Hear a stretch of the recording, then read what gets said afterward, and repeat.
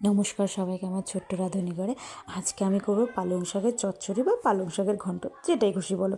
তার জন্য আমি কিছুটা শাক নিয়ে নিয়েছি আর নিয়ে নিয়েছি বিভিন্ন রকমের সবজি আর কিছুটা কড়াইশুঁটি দিলেও পারো, না দিলেও পারো, দিলে ভালো লাগে। আর আমি মশলা হিসেবে কাঁচা লঙ্কা, জিরে আর কালো সর্ষে। এদিকে একটা কড়াই বসিয়ে দিয়ে তেল দিয়ে দিয়েছি পরিমাণ মতো, তাতে 5 ফোড়ন দিয়ে দিয়েছি আমি।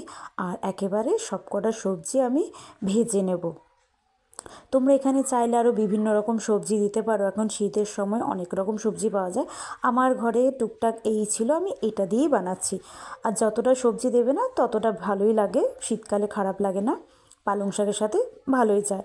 এদিকে আমার মশলাটা যখন হালকা ভাজা ভাজা হয়ে যায় তখন আমি নুন আর কড়াইশুঁটিগুলো দিয়ে আবারও ভালো করে নেড়ে আমি কিছুক্ষণ ঢেকে রেখেছি।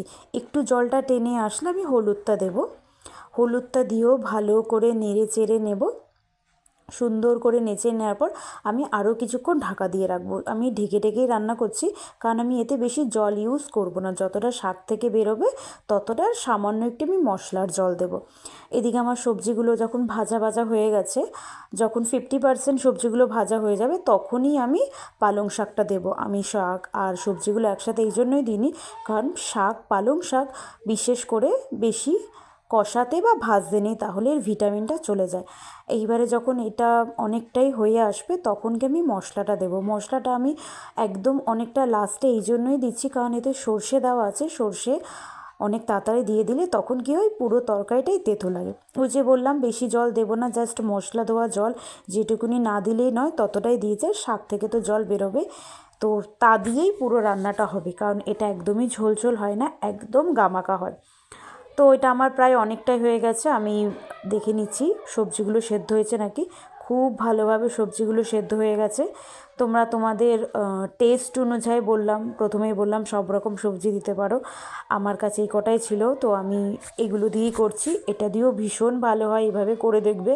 এতে তোমরা বড়িও ইউজ করতে পারো। বড়ি যখন ইউজ করবে তখন আর সর্ষে দেওয়ার দরকার নেই। আমি যেহেতু বড়ি দিইনি তাই জন্য আমি সর্ষে দিয়েছি।